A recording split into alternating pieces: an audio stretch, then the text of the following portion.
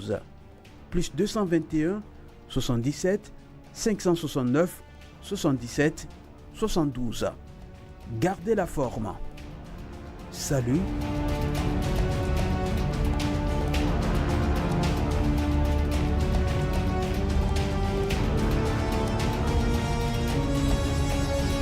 WADR. You can listen to us on 94.9 FM in Dakar through our website www.wadr.org.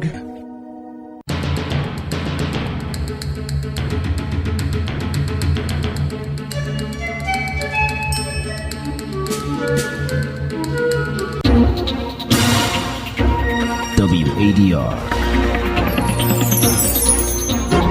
Promoting dialogue.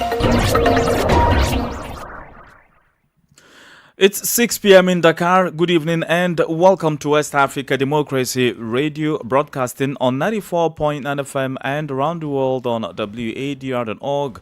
This is Newslink. First, top stories.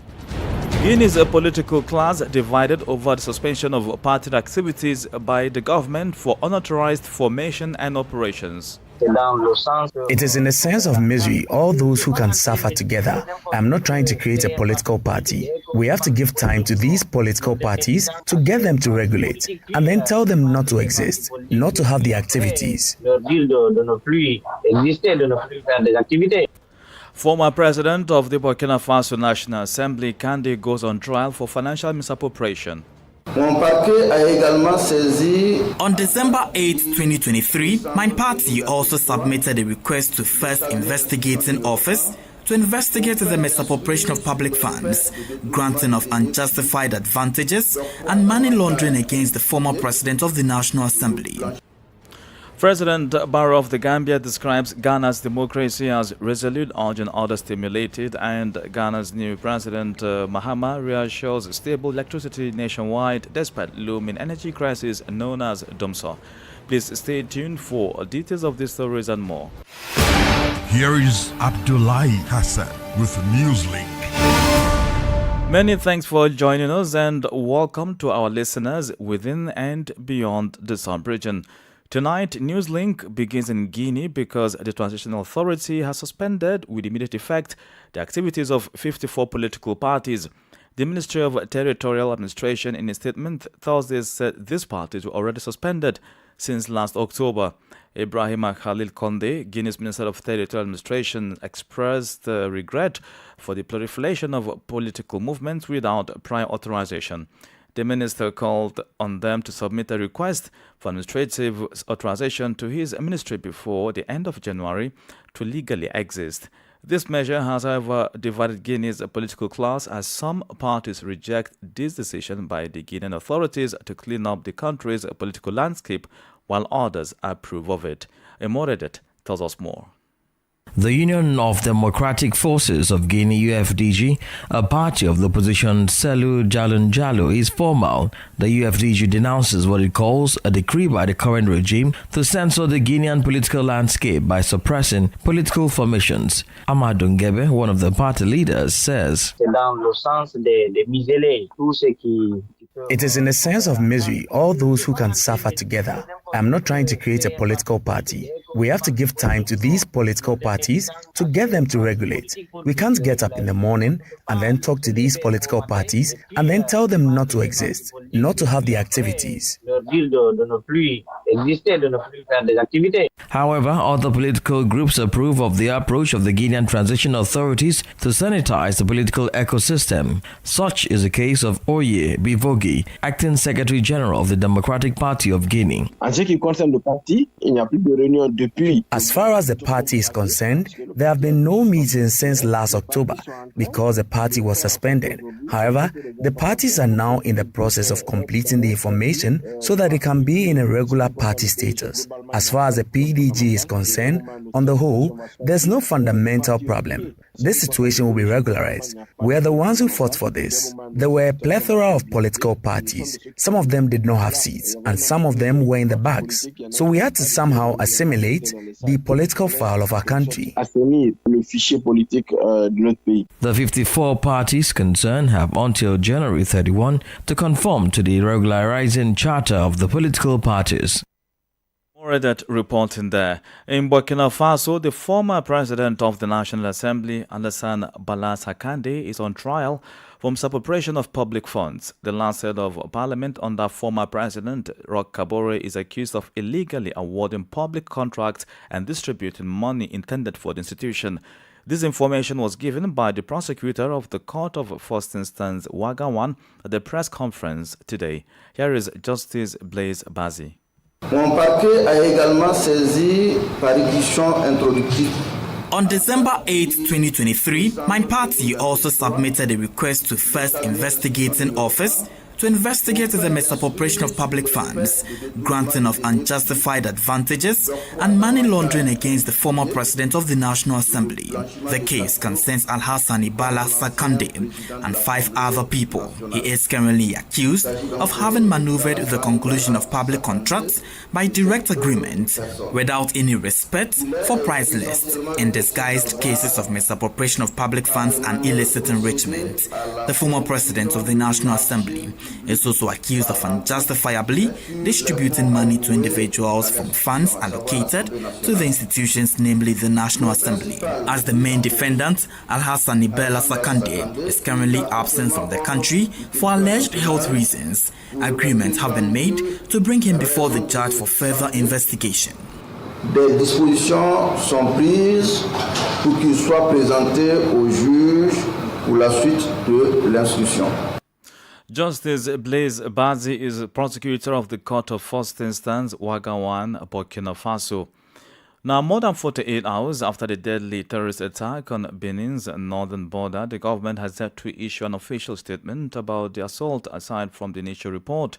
In a note published Thursday evening, Benin's Chief of Army Staff revealed heavy material damage and the death of 35 soldiers during the assault at a strategic location known as Triple Point along the country's shared border with Burkina Faso.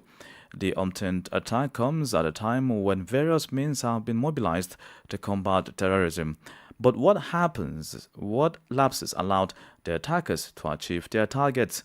Lukman Oru-Chio, a Beninese investigative journalist and specialist in security issues, speaks on the matter. Nous avons des difficultés à avoir des chiffres exacts pendant qu'on parle de 35 tués sur les réseaux sociaux. Les sources officielles manquent de nous apporter. We are struggling to get reliable figures, and while we cannot perform real-time updates on social media, the official sources have yet to provide us with precise details. However, based on my own cross-referencing, we have noted that a total of 28 Beninese soldiers were killed during this attack. This is a significant loss for the Beninese military since the onset of terrorism in the country.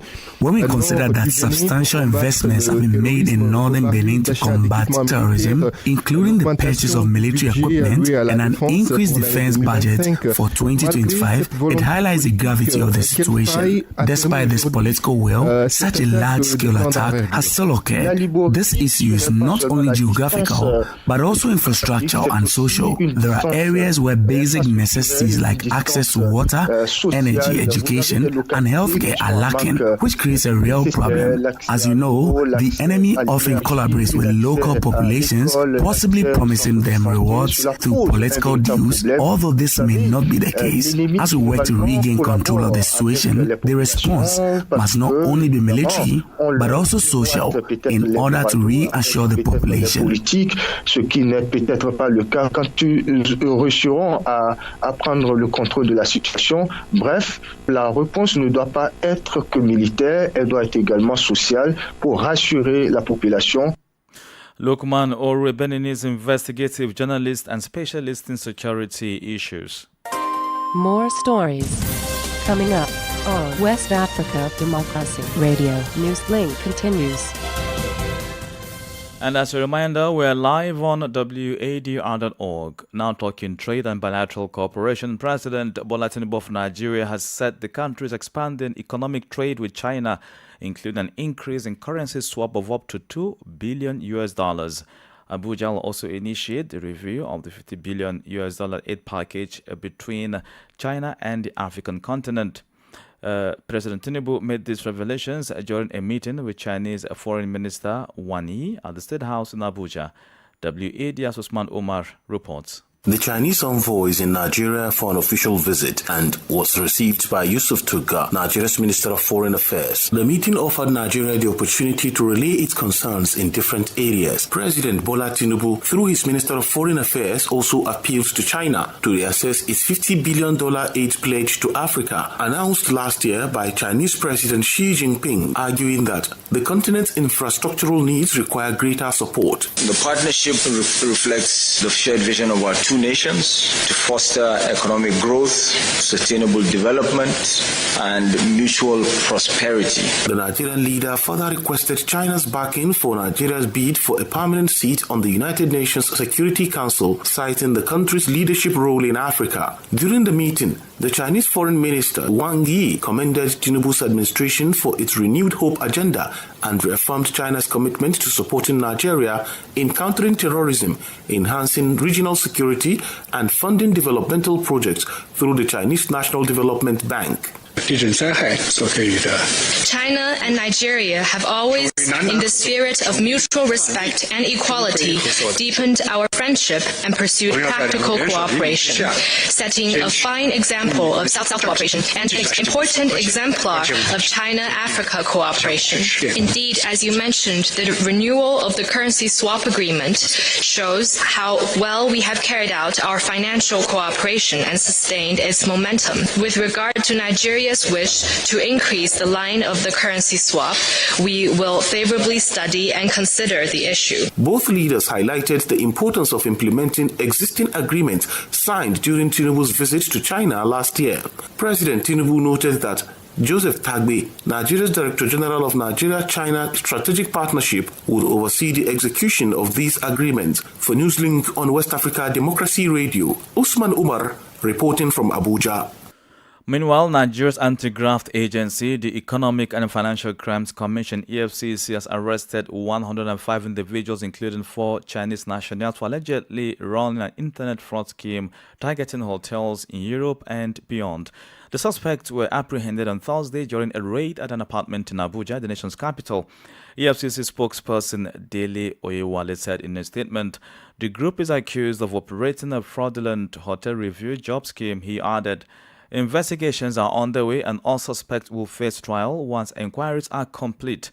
This follows a similar crackdown last month when nearly 800 people, including 148 Chinese nationals and 40 Filipino, were arrested in connection with a global fraud operation.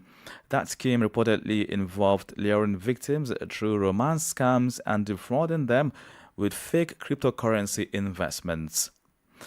The Gambia's President Adama Barrow says he is proud of Ghana's democracy, urging others to emulate the Black Star Nation. This follows the investiture of Ghana's new president, John Dramani Mahama, in Accra last Tuesday, of which he was in attendance. Speaking after the event, President Barrow said the country is a beacon of democracy in Africa, having had a stable democracy and institutions for more than 3 decades. Ghana is a very important country in Africa and is a founding member of ECOWAS. And the policy of ECOWAS is all about democracy. And we have seen that Ghana, their democracy is progressing. They have consolidated democracy. It's about 32 years of continuous democracy. Transfer of power have happened there so many times, peacefully, and different political parties. So their democracy is very interesting and is growing and it needs to be supported. That's why we are there to give our support, definitely. And we are very, very proud of Ghana's democracy. And we advise the African continent, it is the way forward. It is the only democracy that will make so we maintain peace, we maintain stability, and definitely we develop our countries. That's the only way forward. Government is about continuity. It's not about personalities. You know, Ado was there. We had a very, very good working relationship with Nana. And obviously, John, when I came, he just left and this is the time I came. So obviously, we had that relationship. And it's not about individual, it's about the country. And Ghana, I think they have very strong institutions. So we will continue to engage. Even promise to visit Gambia very soon in the future.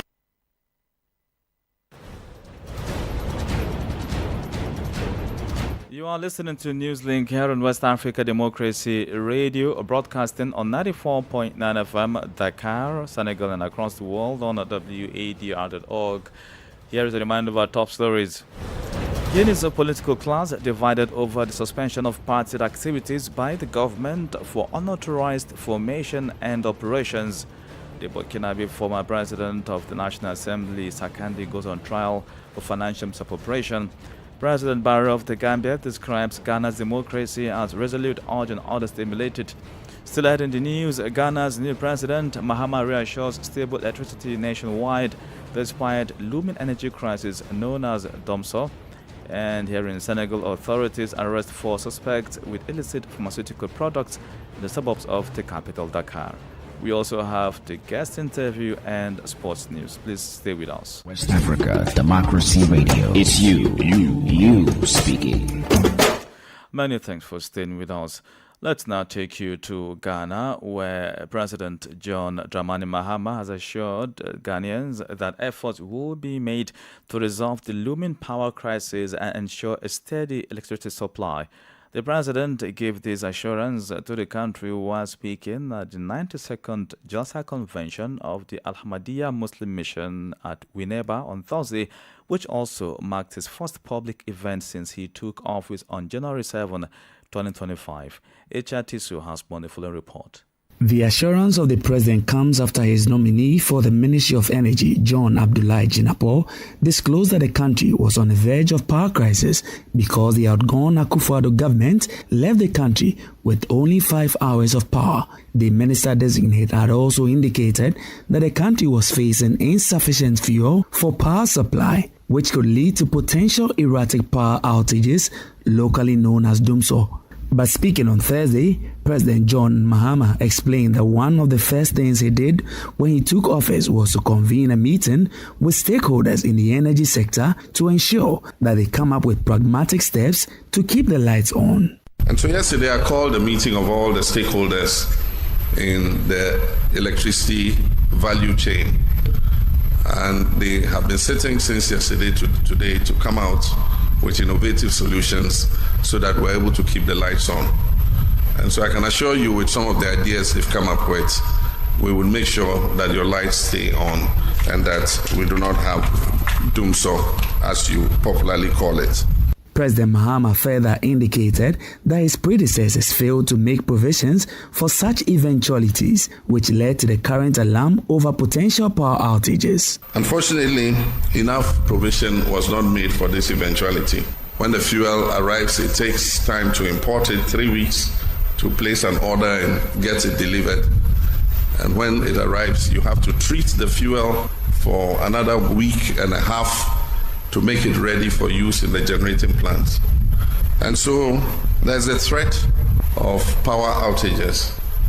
But my brothers and sisters, don't despair. Like I said, you elected us to solve the problems. It must be noted that this threat of power outages formed a major part of reasons Ghanaians voted out President Mahama in his first term. By this time, he's confident of completely solving the crisis in the country.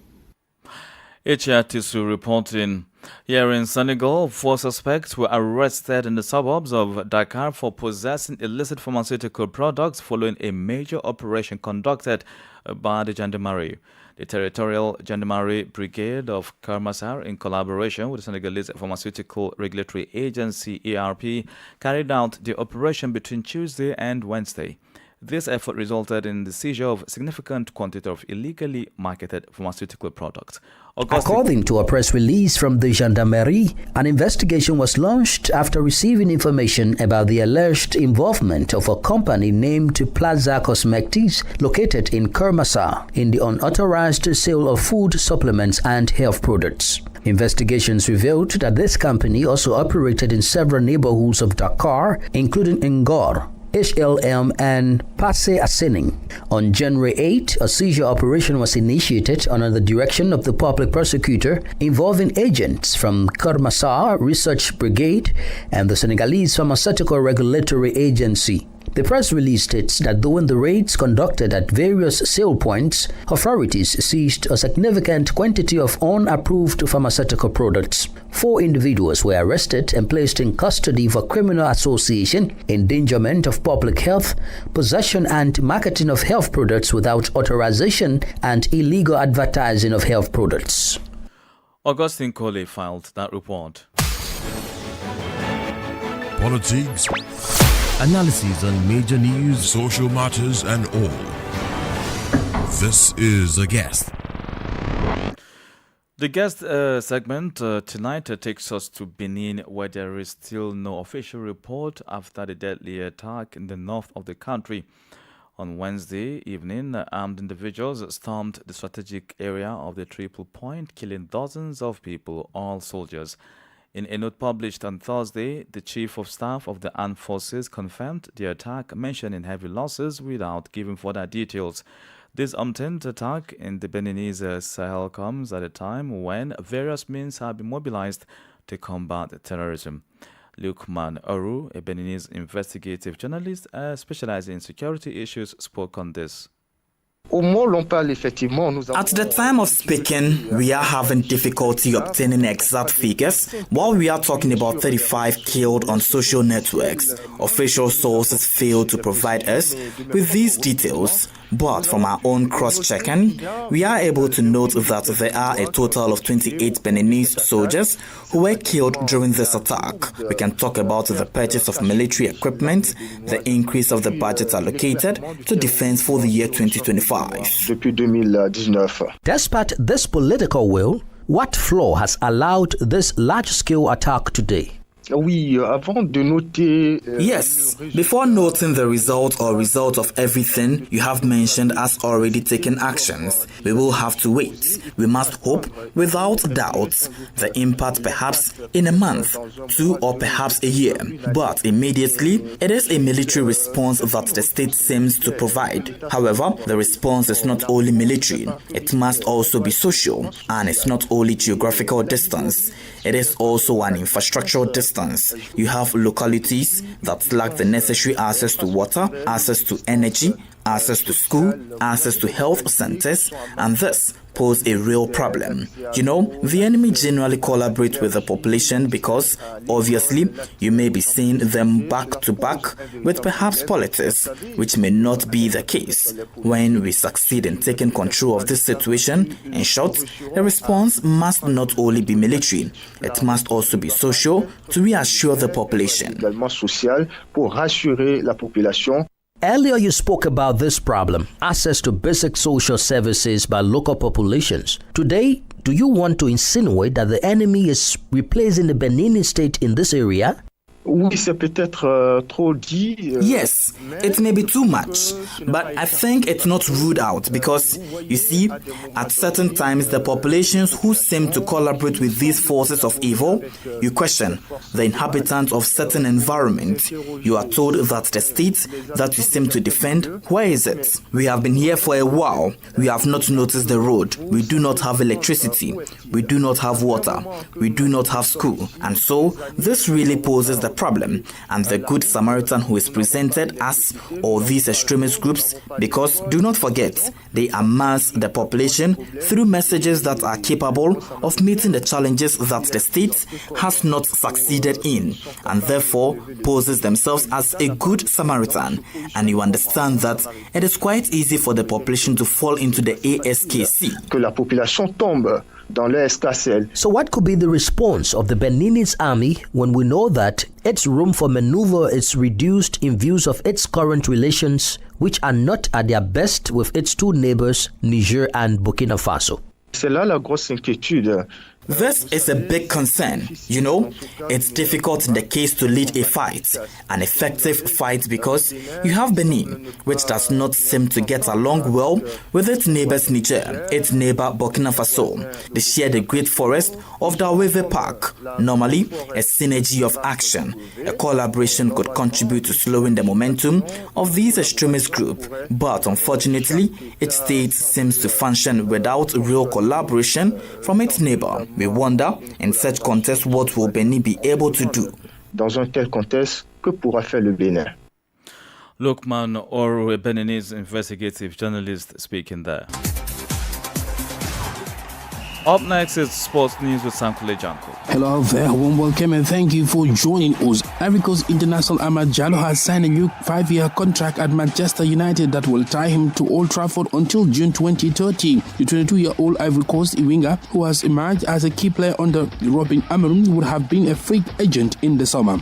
Diallo has made 50 appearances and scored 9 goals since joining United from Atalanta in 2021 for £19 million plus 18.2 million in add-ons, according to the Daily Mail. After joining United as an 18-year-old, the winger had an initial slow start to life at the club, featuring just 9 times across his first 3 seasons. However, Diallo has now proven to be an early favourite of new coach Amorim since he took charge, playing every game of the Portuguese tenure so far. And the penultimate round of the CAF Champions League group stage kicks off on Friday, with teams across the groups battling to secure quarterfinal spots. Al Hilal of Sudan is the only team assured of progression, leaving the other clubs fighting for the remaining slots, according to CAF official website. The Egyptian title holders, Al Ahly, now third in the group, must defeat bottom-placed Stade d'Abidjan of Ivory Coast on Saturday to avoid a shock early exit. Meanwhile, Esperance will visit Malian outfit Joliba on Sunday, seeking to rebound from their loss to Pyramids and secure their qualification. This week's fixture in CAF Champions League is as follows. In Group A, MC Alger will take on TP Mazembe. Al Hilal Omdurman will take on Young Africans. In Group B, Maniama Union will take on Mamelodi Sundowns of South Africa. FAR Rabat will welcome Raja Casablanca. In Group C, Ivorian side Stade Abidjan will welcome Al Ahly of Egypt. Orlando Pirates will entertain Belouizdad. And in Group D, Sagrada Esperanza will entertain, while Malian side Joliba welcomes Esperance. And that's it for sports.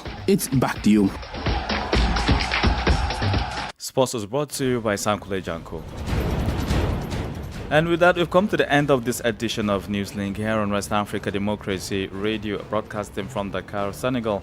Thank you for listening, and many thanks to Maudo Juve and Sheikh Njai for the technical support. Do interact with us via social media platforms, X, Instagram at WADR News, on Facebook, WADR English Service, and stream live on WADR.org. Coming up at the bottom of the hour is our security program in the Sahel. I'm Abdullahi Hassan. Good evening. And many thanks to you for listening to Newslink via Hot 104.3 FM, Newmi FM 94.0, Hilltop Radio 104.7 FM, and Veritas Radio 102.9 in Banjul, the Gambia. We also appreciate our listeners in live